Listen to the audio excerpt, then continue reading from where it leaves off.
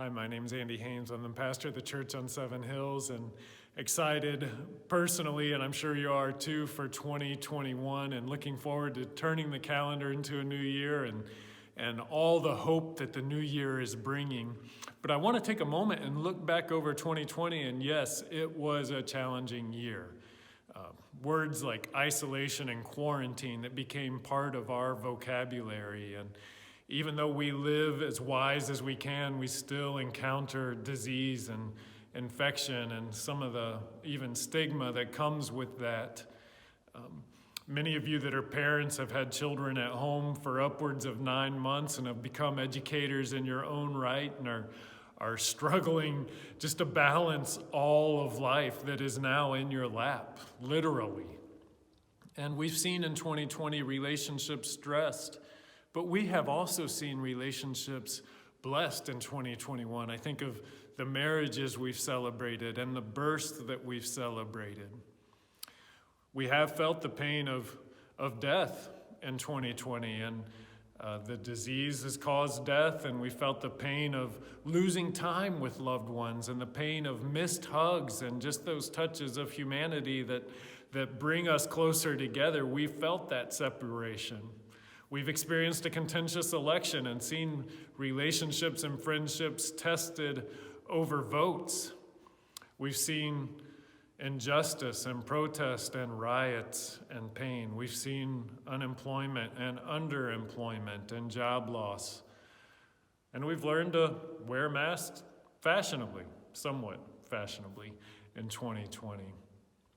You know, it's easy to complain and be discontent, but I'm reminded of Philippians 4:11-13.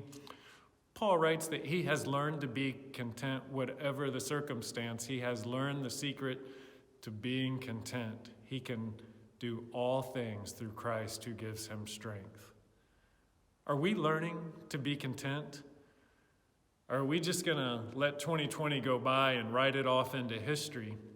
Let's embrace the lessons we've learned this year and embrace contentment in Christ. This has been one of the most repetitive themes of my personal dinner table and the discussions in our family, but it's one that I think all of us need, is to be content in Christ. And so as we move forward into 2021 and all the hope and all the anticipation that the new year brings, let's remember we are moving forward the same way that we always have, in faith in the one who gives us strength. It is Thursday, December 31st, and it's a throwback Thursday. And so as we conclude this video, we're going to take a moment and go back to a video that Isaac and Vanessa recorded for us in March, at the very beginning of this pandemic, at the very beginning of what we didn't know the future would hold. But as they sing, and I encourage you to listen to them sing this song, think about all the reasons we have to be grateful to God.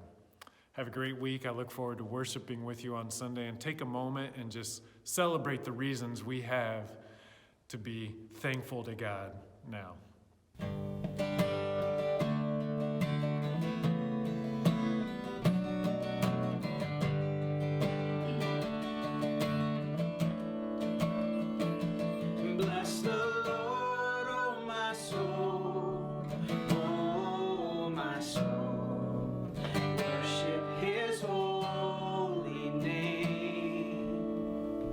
Sing like never